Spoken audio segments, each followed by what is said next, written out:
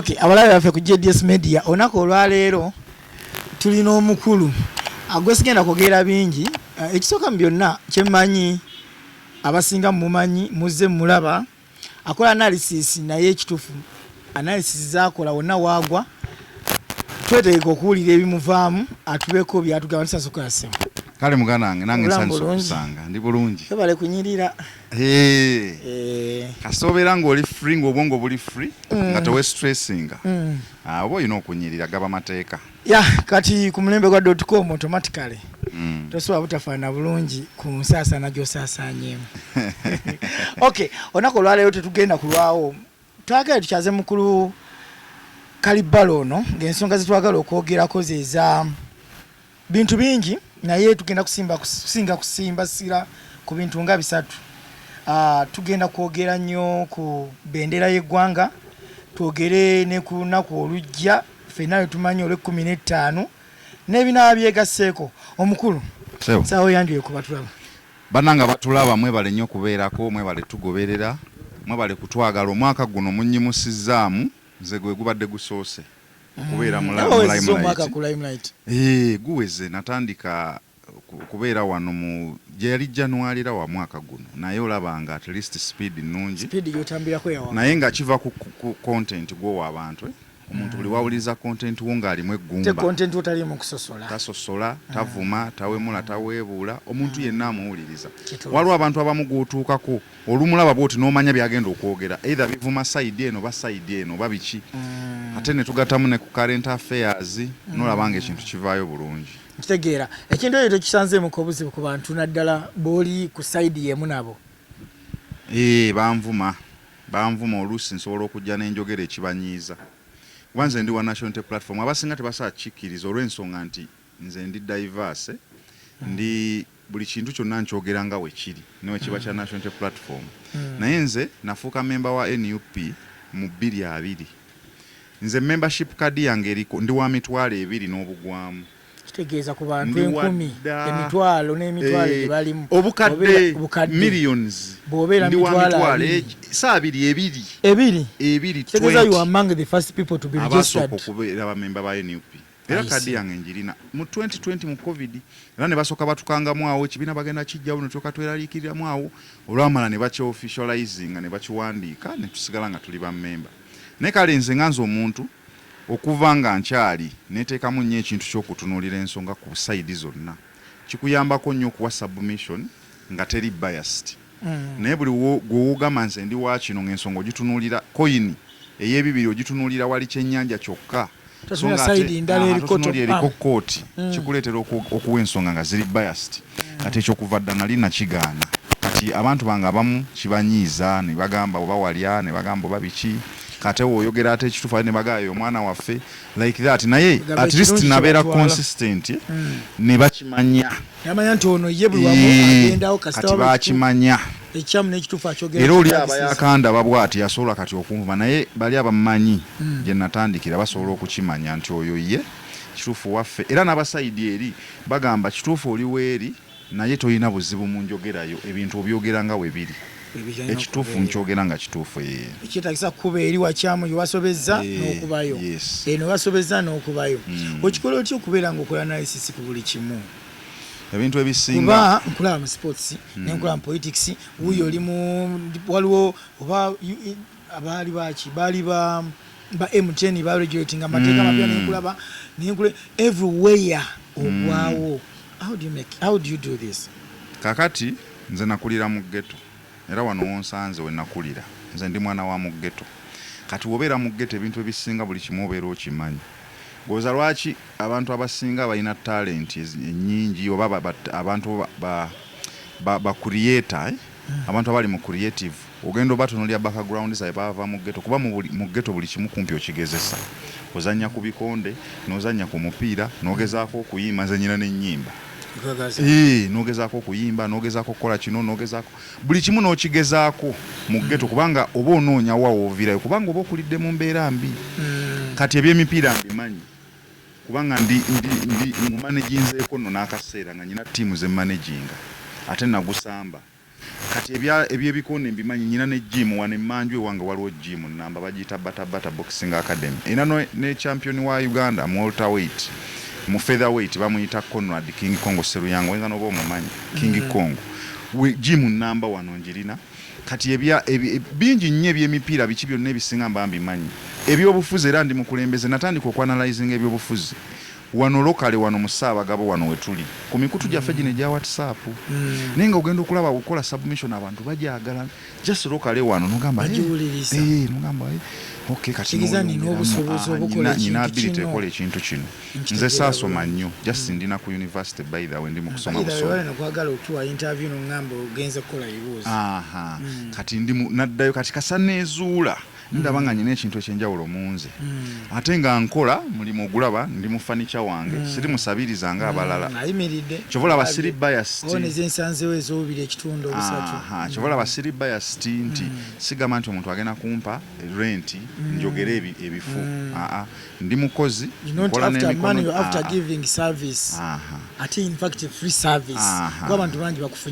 kati ne mngamba nyina n'obusobozi obusobola okuddayo nennewera kuba nakulira mu ghetto nga wegambe nali saafuna chance eyo nze sina bazadde bange baafa dda maama wange saamulabako yafa ndi muto ate yagenda okufa nga already nze ndina wa step mom boyinza okuyita step mom kati naafa nga already ndi muto nalina emyaka ngeena ate already nga mazenge ebiri kitundu ngera siri naye kati saamulabako era ebifaananyi bandaga birage taata naafa nga ndi mu P1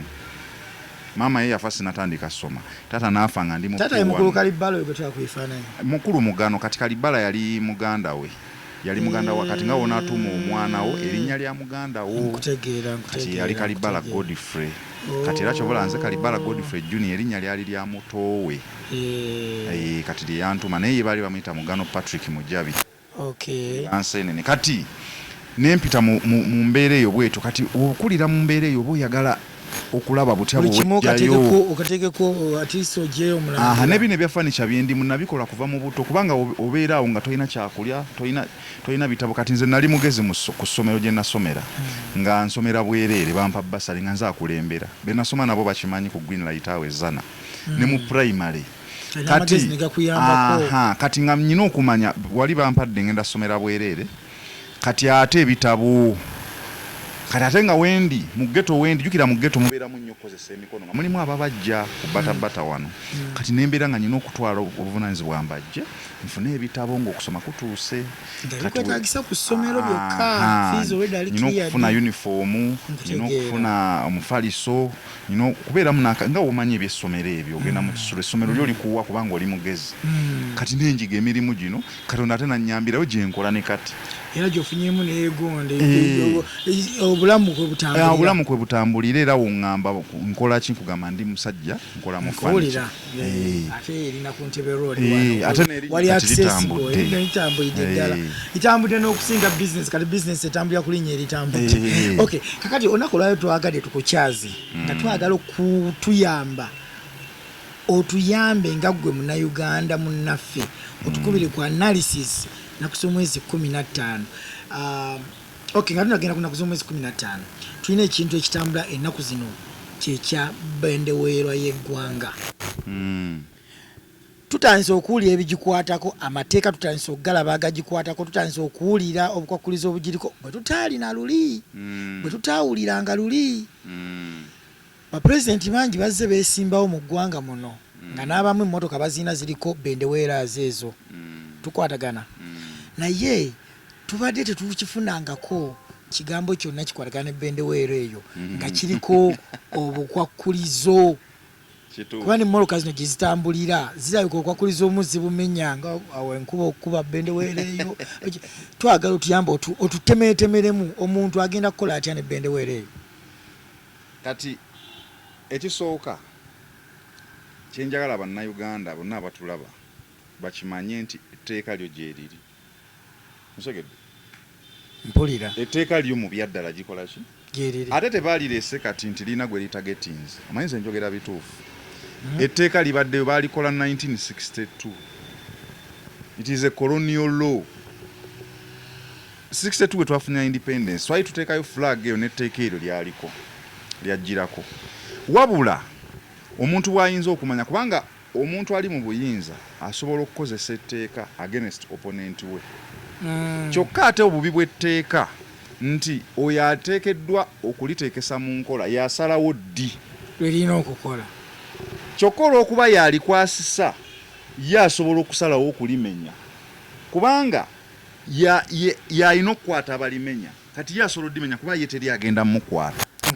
kati n'alinda amuvuganya ye n'alimukwatisa ate n'akubikkula n'ebitabo nga ddala kituufu mweriri kati bwe buzibu bw'etteeka nti omuntu alikozesa abalina obuyinza abakwasisa amateeka balikozesa against ababavuganya naye nga nabo wootunula bwoti nabo balimenya kati national flag eyo bakugamba oteekeddwa okufuna olukusa onaagiteeka ewantu wonna oteekeddwa okufuna olukusa okuva ewa minisita wa justice and constitutional affairs kati essaawa eno yonna Mao ye Mao yateekeddwa okuwa olukusa oli written eyo giteeke ku njuyo giteeke ku ki ku motoka ko tekkirizibwako ddala kubanga omanyi abateekeddwa okugiteeka ku motoka pulezidenti baminisita n'abalala naye wano abamu bateeka ku nju abalala n'ateeka waakolera mulala n'ateeka wa oteekeddwa kufuna lukusa okuva ewa omukulu oyo tebagenda tusiba batumalewo oteekeddwa togikubisa nkuba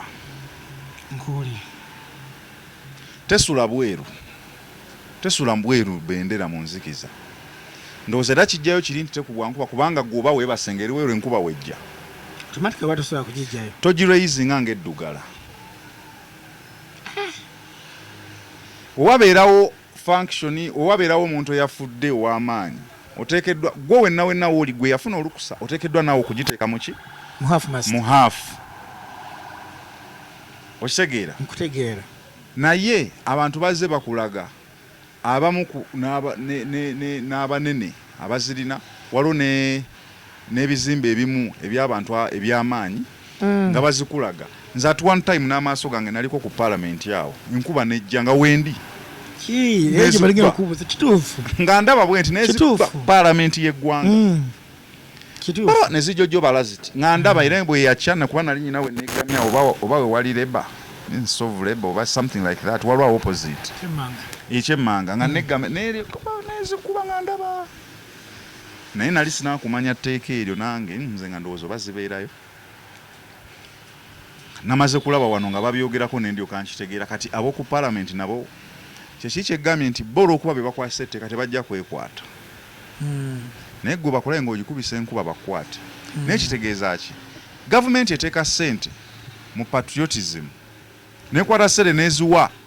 mu state house awo waliwo abantu abali mu patriotism okuteeka omwoyo gw'eggwanga mu bantu billions and billions of money ebimu ku biraga omwoyo gw'eggwanga omuli okuraisinga national flag eyo nze emyaka gye nnina egitali mingi nnyo ate egitali mitono nnyo mbadde sirabangako bantu nga bagadde national flag nga ku mulundi guno tusinze kirabira ku mulundi gwa mukulu Kyagulanyi then oba ofaaki nabo baleke kubanga eggwanga bayiragiridde nti balyagala era awo wennyini tulina ensi nyingi ennene okusinga ne Uganda n'Amerika nga mugitadde bw'otunuulira fulaga yaabwe buli mwana watambula ne fulaga eyo are feeling proud of his or her country wano kinatubeerera kitya nga baturestrictinze anti amateeka g'ensi endala sigeega wano naadde nsoma kugamu America aga regulatinga flag eyo ngayo bakkiriza omuntu yenna sets ezisinga okugiteeka awantu wonna obudde bwonna mu America ne si wano gambye aga wano weegali mateeka okitegeera kati ag'ensi endala malala n'aga wano malala kyokka ate omanyi waliwo ekintu ky'osobola okulaba gwe nze naawe ne tukiraba mu ngeri ya bulijjo ya civilian ne security neebaako engeri gyefuna ekintu mu ngeri ey'enjawulo nninza okuwa ekyokulabirako Kyagulanyi ayinza okujja n'agamba nemwe abasirikale mutujojobya naye muli bameka mwemwe balabalamu muli bameka ffe tuli bameka kati n'akomaawo eyo statement gwe woogifuna oyinza obutagifuna mu ngeri ndala security we batuula ku mmeeza yaabwe abaasoma security ne bagamba yagambye atya yagambye bwati ne bwati okimanyi nti ayinza okuba nga ayagala kugamba abantu balumbe security naye nga gwe obirabyawo mu ngeri ya civilian n'okuba n'enduulu. Tulina Maama Nambooze yabyogedde waliwo statement gye yakoze waziti mukono nga statement nkambwemu nga baloba amasasi babeki something like that ne security yo nga as in it never attended anything. Kati gwoyinza okulaba kino ekya fulaga ng'olaba mbu mwoyo gwa ggwanga abantu tebalina buzibu bagiwanike n'ebirala naye nga security eyina ekintu kye yalabye ng'egirabanga mobilization tool. Oshagedde nga etunula negamba abantu bana bakutte flag olowooza tebali mu kwemobilize nga babeeko kye bakola ku lunaku luli kubanga flag eyo mu mateeka agamba nti wokubira omuntu oyo mu bimu byempulirako simanyi whether it is written nti wokuba omuntu akutte flag oba okubye eggwanga. Flaga kintu kikulu nnyo eri eggwanga. That is why toyina gikwata n'ogyogererako ebintu no atalinga ebigambo ebifu. So akugikwata wano n'ennumba omuntu. Tosobola kukwata flaga n'ogiwandikako ebigambo by'oyagala. Tosobola kugikwata nga mulina ebikolwa bimukola ebikyamu. Tosobola kugikwata nga muli gurupu y'ababbi. Tokkirizibwa kukwata flaga eyo n'ogikolamu ssente nga tokkiriziddwa. Tosobola kukola waliwo abavubuka b'endaba ennaku zino bakola t-shirts ne baziteekako flaga kuno ne bazitunda. Tokkirizibwa. It's part of patriotism. Tokkirizibwa mu mateeka toyina giteeka mu bintu nga bya business. Waliwo abakola products oba zaaki n'agiteekako wali made in Uganda n'ateekako flaga. Tokkirizibwa oteekeddwa okufuna olukusa. Olaba ne set functions zino z'olaba wano Smart Kololo nabo bafuna olukusa okuva ewa Minister of Foreign Affairs. Tuli kololo ebyo by'owulira bali kololo biki. Okugiraisinga you must have a written document approve okuva ewa Minister of Foreign Affairs. That is how a flag is very sensitive because bagitunuliranga ggwanga. Okitegeera kati wotunulira agamu ku mateeka agajja even 1962 weebuuza lwaki kale gazze kati. Okay, banange mnasonyiwa tufunyemu obutatakanyizibwa kw'amasannyalaze katono nnyo naye tukomyewo we tubadde okyajukirawo flag. Mbadde nkyakugamba nti emisoso gya flaga gy'amazima giweegiri ate gibaddewo naye omulamwa gwe bagireeteddeko. Nze nsubira buno obudde abantu nga bamaze okulaga omwoyo gwa patriotism nga bamaze okulaga nti baagala eggwanga lyabwe bandibadde babaleka naye ekyo kiri nakigambye negamba security eyina ekintu gwe kyolaba nga ekya bulijjo ate nga nabo balina engeri gye bakirabamu. Okitegeera nga gwolaba flaga nga bo bagamba eyinza okuba eyo mobilization tool nga abantu bali mu kwekolamu mobilization. Era ebeeranga mobilization because kibiira kimu kyakulwanyisa kisinga n'emmundu. Kati ekyokubiri nti waliwo abantu ng'abasirikale ate abazirumisa embwa gwe tobalabangako flaga. Tewamulaba abasirikale olinga alina flaga ne bamuteera embwa ne ziryoka zigigajambula ne zigiriruma ne zigiyuzayuza. Naye kenyini naka video ke nalaba ebusaabala eyo Kyagulanyi ng'ali ebusaabala musirikale najja n'agoba omuvubuka alina flaga n'agimusuuza n'agimuggyako yali muti n'agumenyaamenya n'agijjako n'agikanyuga naye nga bamukwata be bateeka video so nabo balaba nti bava naye olw'okuba nti nno bo betteeka be bakwasisa etteeka teri agenda bakwata tekati tukyogeddeko kikoma wano n'amuloopawa tolina gyogenda muloopa naye nga nabo bavayoletinga obukulu bwa bavayoletinga amateeka agafuga flaga so ze nandisubidde abantu bandibadde babaleka ne bakola ebintu byabwe. Osuubira kino abaana kye baateekamu ekyokuteekamu flaga ya America kitegeeza ki? Flaga ya America simanyi kitegeeza kubanga ndaba bagamba zikwata at least zombi. Is there anything they are planning? Simanyi sinza kulimba. Okay. Kale awo nga tuvuddewo good enough abasinga batulaba batuwuliriza ebimu ku bikwata ku flaga ya America mbiwulire era mbitegedde kati nsaba tweyongereyo n'olunaku lw'15 mukulu Kalibala is a good analyst naddala mu by'obufuzi era ekyamutunoonyesezza olunaku olwaleero asooka temeremu 15 neebuuza ebinaddakawo njako emubuuza 15 omulabi otya era gwe ng'omutunuulizi w'ebyobufuzi era abaddewo mu campaign okuva ezaatandika mpaka nakati. What do you expect on 15th? 15 January we balonda ba president ne ba MP. Olwo lunaku ndulabamu okwepika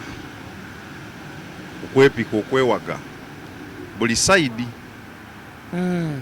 kubanga omanyi contest oba olukontano lunaabeera olw'amaanyi olulaba mu press conference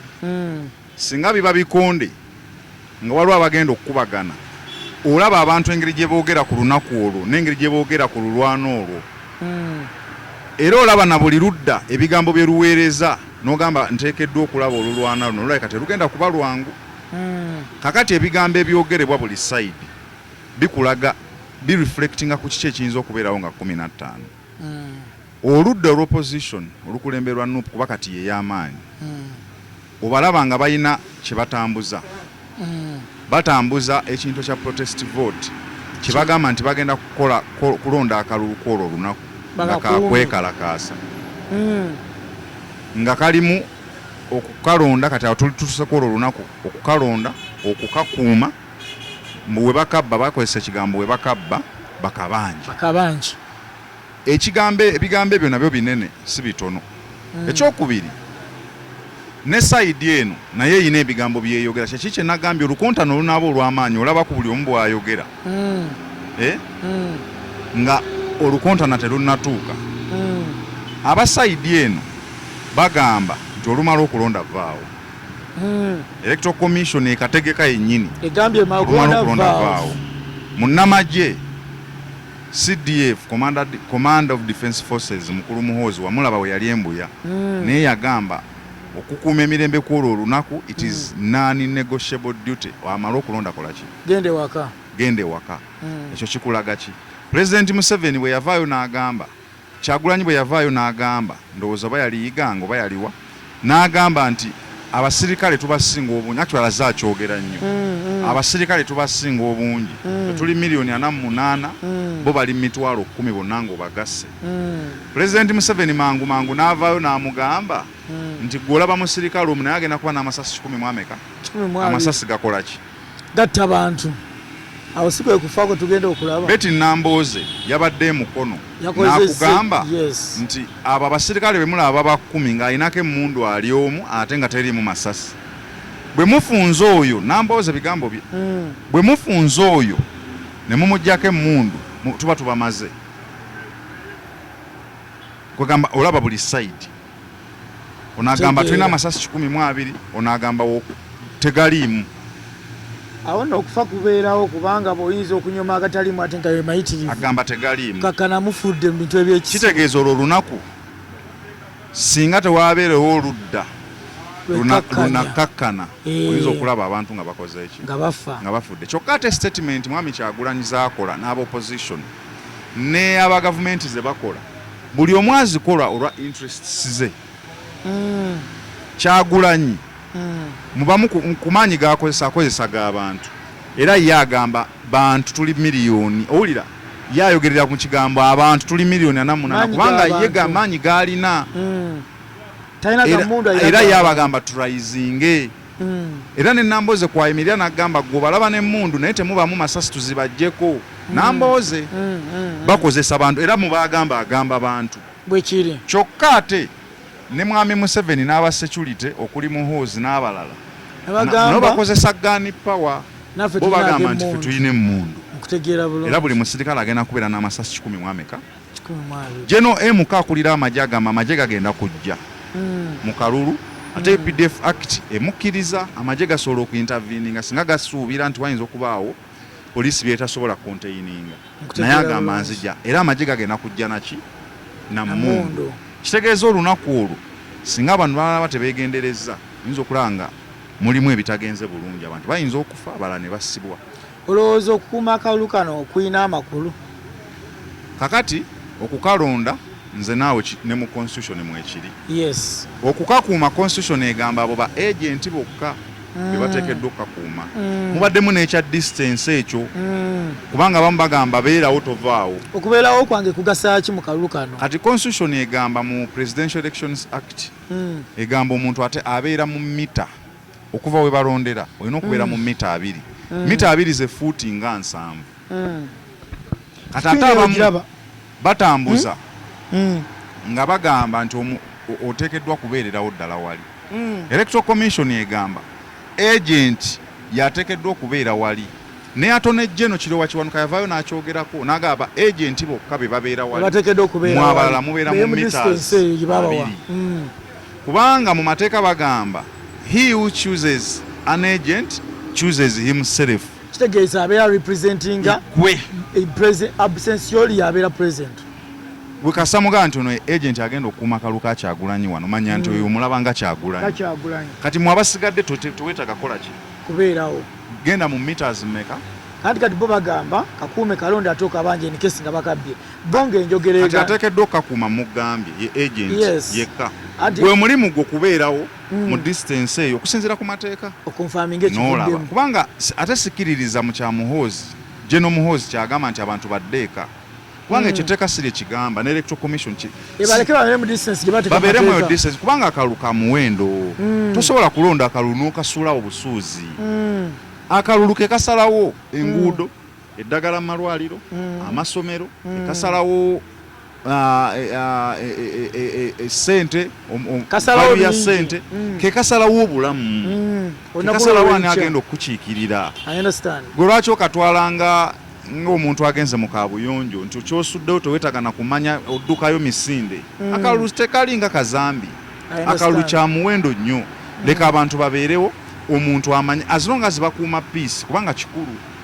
omuntu abeerewo amanye nti wennondedde candidate wange afunye bwe buti opponent wange n'afuna bwe buti kye kikulu ky'akalulu then omuntu amaliriza agendeeka kati kino kye bagamba eky'okukabanja kye kizibu anti awe balengera okugamba kuba ogenda kabanja otya kubanga akalulu bakakuŋŋanyiza bakagize ku polling center yo olondedde ate ne mu mateeka tekikkirizibwa ekyaki kubanga okay tebatubuulira ngeri gye bagenda kukabanya naye ogamba nti bakabanje nga basigaddewo kimenya mateeka kubanga etteeka ne Kyagulanyi bwe yali agenda okwesimbawo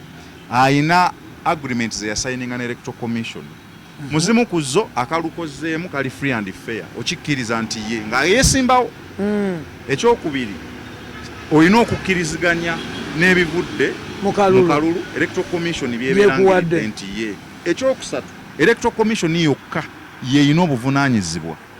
okulangirira omuwanguzi nti okikkiriza nti ye singa ofuna obutali bumativu mu kalulu kano oyina kugenda mu kooti wokka okuvuganya ebivudde mu kalulu okikkiriza nti ye teekako omukono n'agukola ki n'aguteekako ne Museveni bye bamugamba naye n'agukola ki ne Munyagwa n'abalala n'agukola ki kati w'obeera mu wasayininga agreement eyo naye ng'ate oli mugamba omuntu oli civilian nti abeerewo awo akabanje mweyiwe ku nguudo mu kabanje kitegeeza oba okola ki newankubadde nga ye mu interests ze kisobola okumuyamba abantu nga bapurayizinze naye nga kiba kimenya ki kimenya mateeka kati ate mu nsi zonna kasookola ekintu ekimenya etteeka nga kiri violent bakkirizibwa okukukwata ne bakusiba singa wabeerawo amaanyi agasukkiridde basobola n'okukuba oba amasaso baki yes tegeera bulungi bye bintu ng'ebyabadde Tanzania waliwo abantu abamu badde nga nkola video zange nga bagamba Tanzania bakubye abantu abazungu lwaki tebazze abazungu babadde tebasobola ku interveninga Tanzania olw'ensonga abantu abadde beekalakaasa babadde bali mu kuwakanya demokrasi oli ati yataddewo akalulu kubanga ntaddewo akalulu nkulegedde chance n'ate Tanzania tebakkiriza n'abantu bali ku campaigninga yakugambye ntaddewo akalulu kakulonda kati ate kawedde ate oli mu kwokya nguudo oyo kya bipiira oyo kyaki bw'oluutinga ebintu by'abantu olina ekigendererwa ekirala kyawukana ku demokrasi olina intention yakusuula gavumenti mu bukyamu gavumenti yonna ekkirizibwa okwerwanako obutagwa nawe kiba kyetagisa kutta bantu ate kasite ebanga erina grounds kweyimirira nti gwe oli mu kulwanisa demokrasi ensonga lwaki President Museveni ateekawobalesewo akalukano ne mukubalale nga mwagala ye ayagala kusiga image mu nsi yonna nti wano waliwo demokrasi abantu balonda bakeetabye namu bakeetabye namu era abantu n'ebipande bakuba abantu bakubalaale kituufu zirimukko emiggaawo biki naye yakulaga nti akalu kagenda mu maaso era abakubwa yakulaga nti baba bateekeddwa okukuba bazzi ba misango bakola obuvuyo tebagondera amateeka ga Electoral Commission n'ebirala ebifaanana ng'ebyo naye nga main aim y'akalulu kulaga nsi yonna nti ensi erina demokrasi kubanga omuntu yenna akugamba nti tugende mu kalulu aba amaze okugamba nti tugende tuteeke demokrasi yaffe ku minzaani tulabe wawe tutuuse. Chobola Dr. Besigye yagamba nze nkavuddemu tekasobola. Nakalabirawo n'amanya nti kalina makulu okagendamu ne butakagenda. Singa akalulu kano Bobi Wine akawangula. Tulina ebintu ebimu bye tulaba nga parliament esalawo kikulu nnyo. Parliament esalawo kikulu nnyo mu nfuga y'eggwanga lino. Nga the same time ne president wankubadde nti aba yalondebwa abantu basobola omufulumya parliament in case nga they have not come on the same table of understanding each other. Olaba otya singa Bobby awangula akalulu kano, Mr. Kyagulanyi awangula akalulu kano mu bulungi n'alangirirwa anaatula ku ntebe in case nga ba MPs balina batono. Kati Kyagulanyi singa awangula akalulu kano ne bamulangirira kitegeeza enkola ebeera fomu ebeera democratic. Yes. Nti akalulu akagenzeemu mwami byabakama ne electoral commission ne bayimirira wali ne bamulangirira. Kitegeeza ensi esigala ng'etambulira ku mateeka kubanga naye aba ayingidde kuba president mu mateeka. Kaakati obuzibu obukibeeramu nti wobeera olina ababaka batono aba parliament. Constitution mu article 107 ewa parliament amaanyi okuimpeachinga bakiyita impeachment. Ne bakujjamu obwesige ne bagoba 107 article 107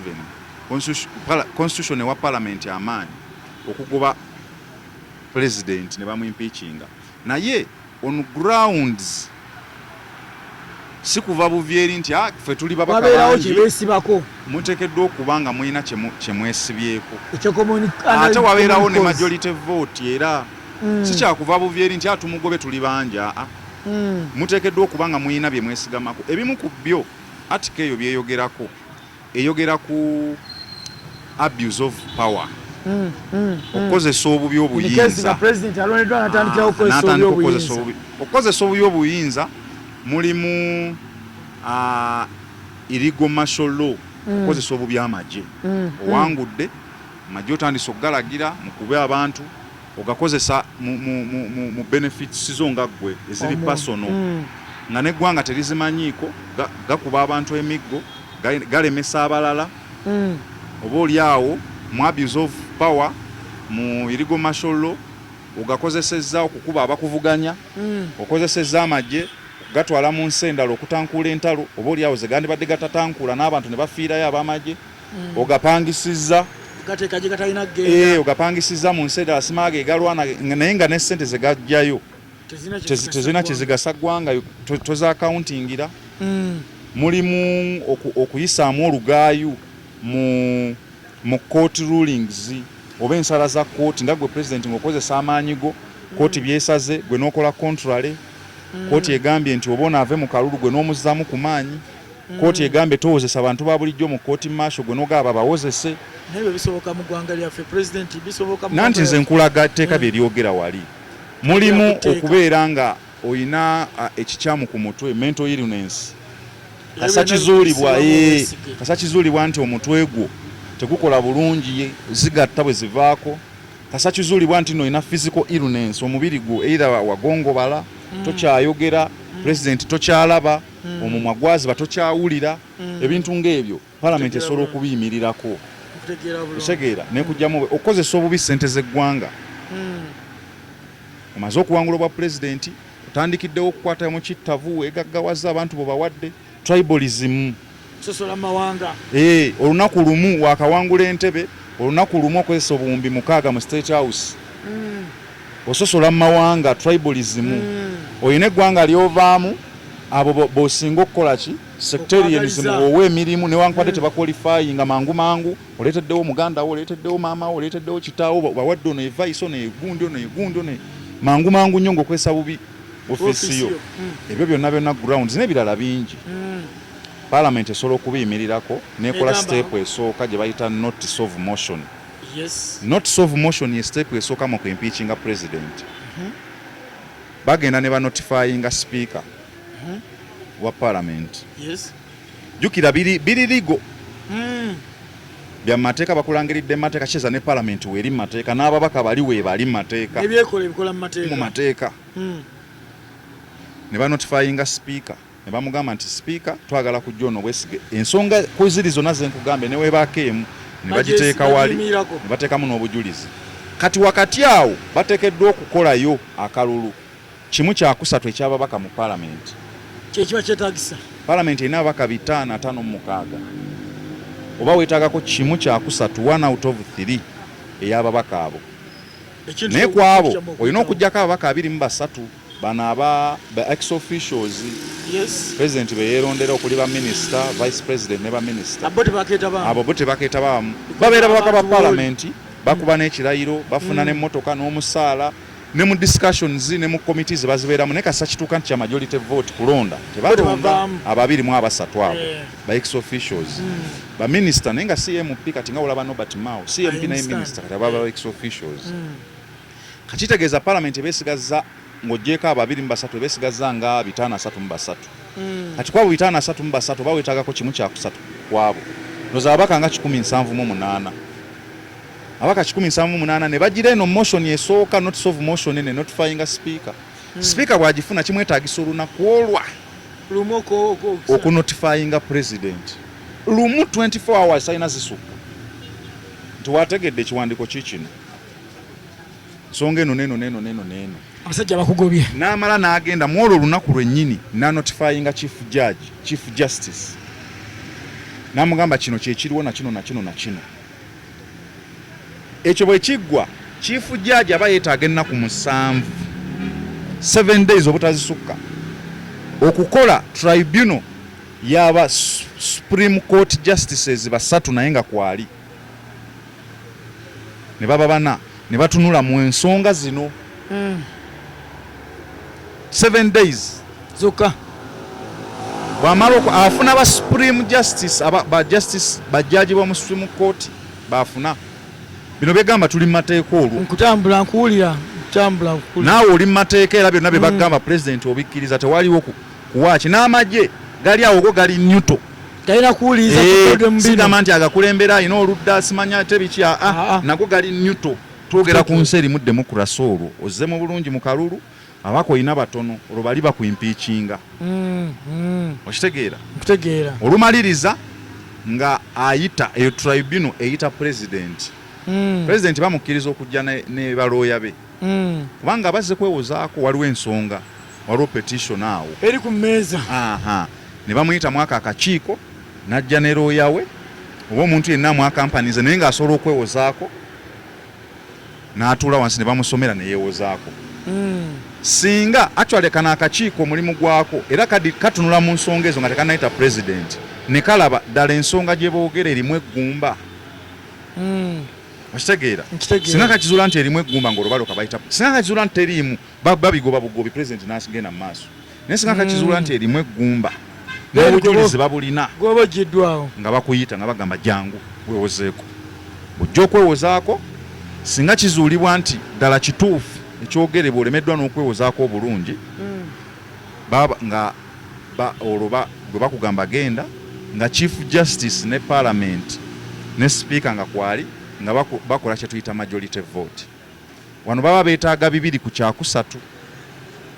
ate ku babaka 533 baba beetaagako ababaka nga 5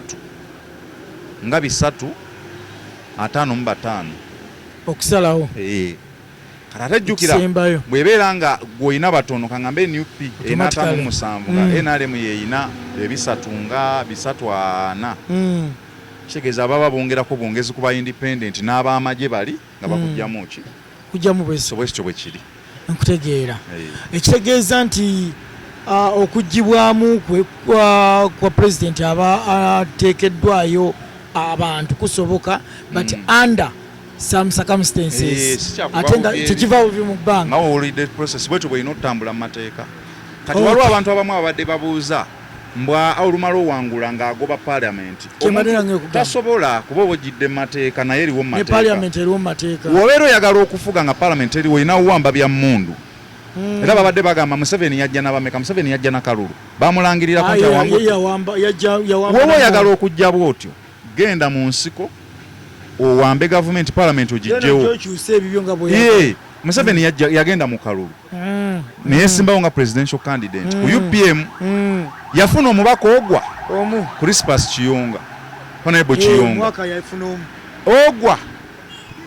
yagaana n'okulayirira mu gavumenti eyo n'agamba babbye mukama wange tugenda mu nsiko ne bagenda mu nsiko ne balwana emyaka egi ne bakomawo nga paalamenti ne bagijjawo ne bamala emyaka 10 nga tewali kulonda ne bamala ne bakuteekawo nga paalamenti eri actually n'obululu obwasooka obubiri tewaliwo na bibiina ng'ogenda ku individual merit n'amanya nti nno abantu bonna bagenda okujja bagenda kuba bange koso sobola kufuga mu mateeka nga paalamenti siiyo tosobola bakugjamu obwesige ne bagamba mbu Amini yajja n'abameka Amini yakuba ssimu n'agamba obo tetodda n'awamba baamulondako mu kalulu tewali so kati abageraageranya kino kye twogera nga kya mateeka nga bamulangiridde okutegeera bulungi nga balangiridde omuntu yenna naye nga alina ababaka batono ekitegeeza kizibu nnyo mu kaseera kano kugamba nti nno President Museveni okusinziira ku engeri gye yajjamu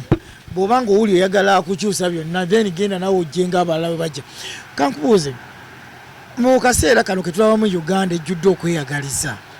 osuubira waliyo ba MP abayinza okuresigninga okulayira mu gavumenti ya President Museveni singa aba yayiseemu ng'ono balabira ddala bamubbye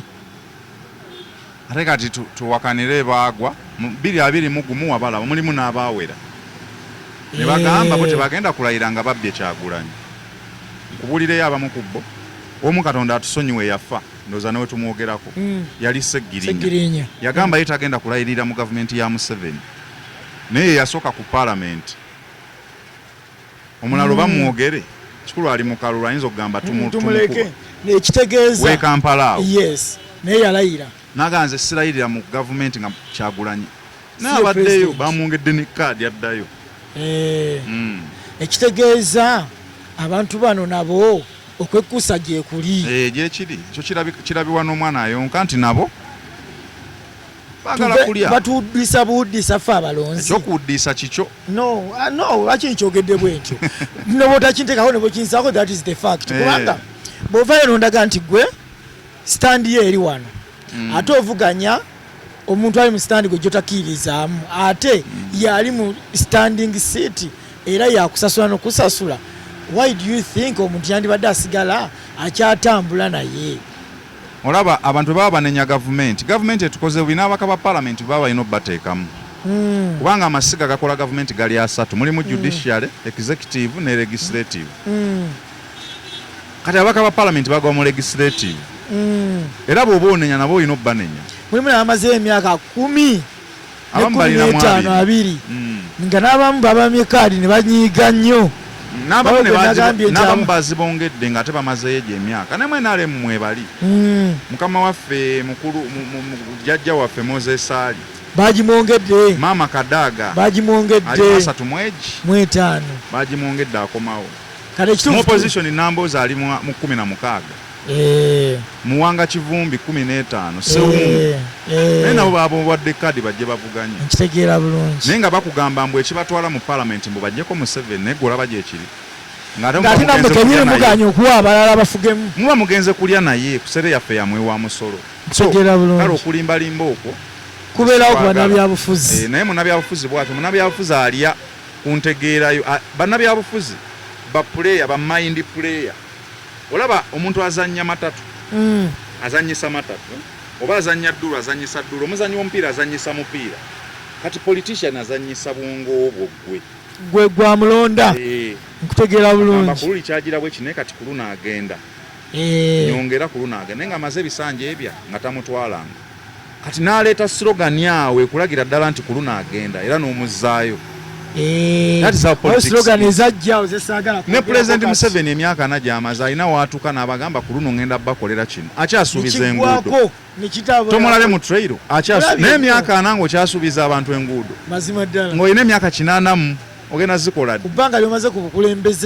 emyaka 4 tozikolanga naye ogenzeyo basaba kalulu bagamba ngenda bakolera enguudo kankola oluguudo lwa wano oba wabikola dda naye ne bawanika ne bagamba kyekyo muzeeyi agenda tuwo ne bamulonda ne bagaga naye mu bwongo obwo ku myaka gy'alina ne gy'amaze nga talukolanga nosiganga okyakikiriza muzeeyi aleetwa agenda ddukola naye emyaka natalukola kati alina 80 agenda mu 9 kutegeera kati agenda ddukola ddi awo simanyiyo osegedde ne Kyagulanyi era kyekimu n'abalala kyekimu kumalako yagamba nti akulayira ng'alayira atya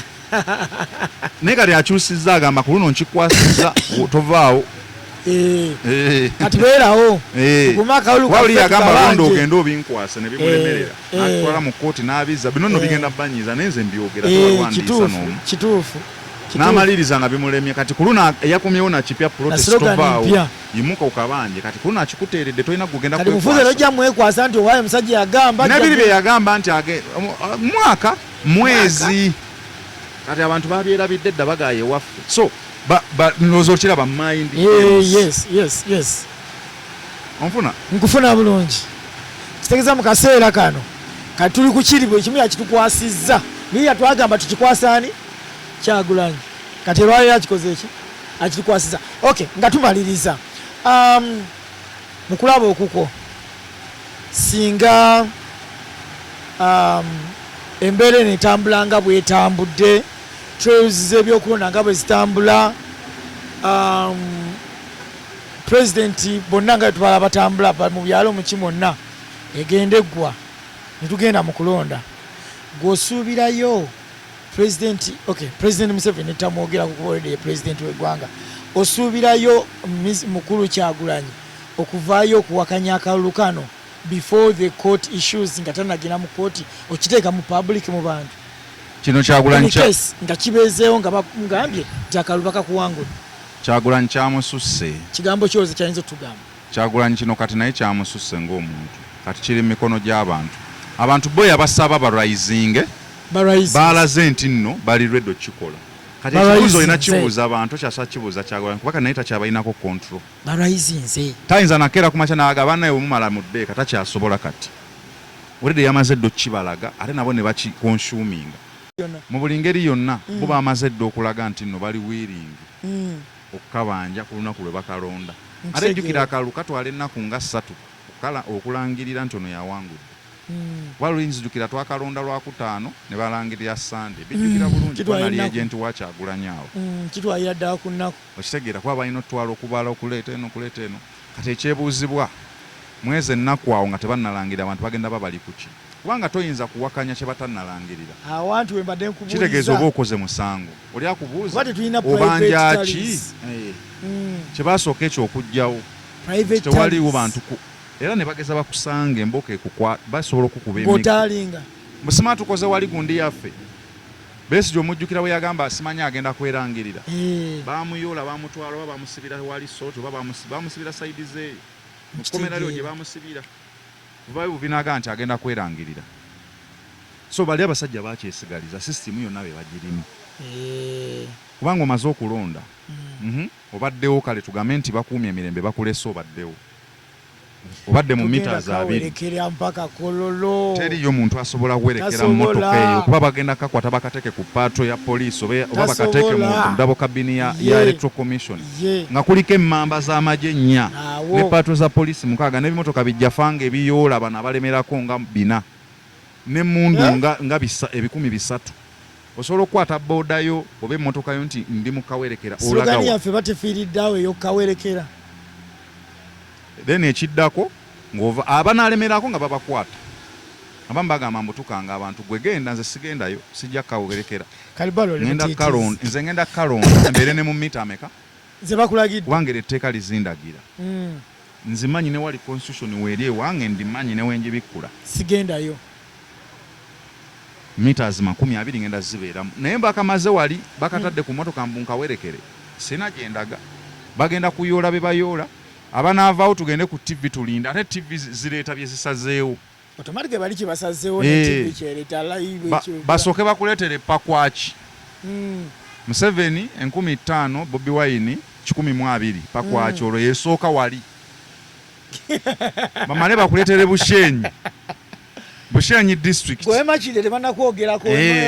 kampani Bushenyi district Museveni emitwalo 18 Bobi Wine 12 ngolo wali beri mu 7 yali 80% Kyagulanyi ali mu 12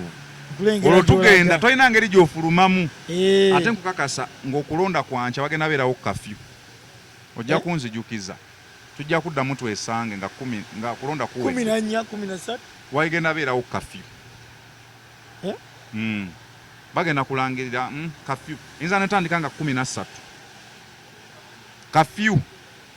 okusanga amajege gatamba